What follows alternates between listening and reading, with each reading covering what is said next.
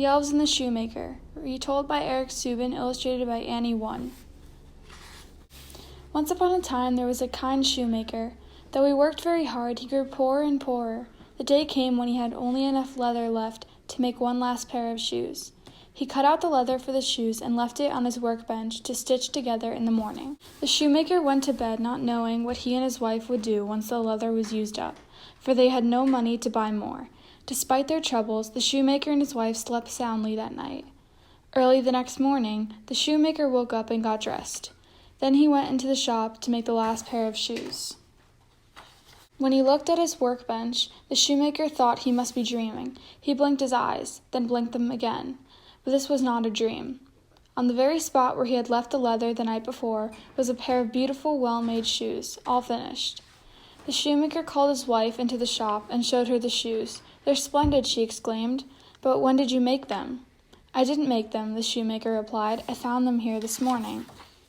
The shoemaker put the shoes in his shop window. Soon the door swung open, and a fine gentleman walked in. "I must have these wonderful shoes," he said. "I've never seen anything like them. The stitches are so small and delicate." The shoemaker sold the shoes to the gentleman, who paid a very high price for them. With the money, the shoemaker was able to buy enough leather to make 2 more pairs of shoes, and a nice big soup bone for dinner. That night, the shoemaker cut out the leather for the shoes, but he was very hungry, and he could smell the delicious soup his wife was cooking. "I'll make the shoes tomorrow," he said, and then went to eat dinner. The next morning, he found 2 pairs of elegant shoes on his workbench. He showed them to his wife. "Who can be making these marvelous shoes?" she asked.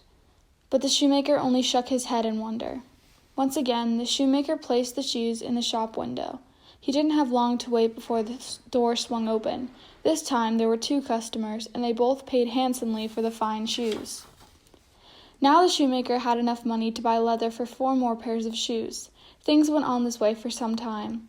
Every night the shoemaker cut up the leather and went to sleep, and every morning he found more beautiful shoes on his workbench. The shoemaker and his wife were no longer poor. They sold so many pairs of shoes that little by little they began to save money. One evening, the shoemaker said to his wife, "It's nearly Christmas, and we still don't know who is sewing all these shoes for us. We cannot go another day without finding out who it is." So together, the shoemaker and his wife thought of a plan. Instead of going to sleep that night, they hid behind the curtain in the shop. At midnight, 2 tiny elves skipped through the door and into the shop. The shoemaker and his wife watched in amazement as the elves quickly began to stitch and sew. Soon the workbench was filled with handsome new shoes, but the moment their work was finished, the elves vanished. The shoemaker and his wife were astonished. They decided they must do something for the tiny creatures who had been so kind to them. "The elves were not wearing any coats or hats or shoes," said the wife. "The poor little things must get very cold at this time of year." So the shoemaker and his wife made 2 tiny suits of clothing for the elves. The next night they laid out the little clothes they had made, and then hid behind the curtain once more.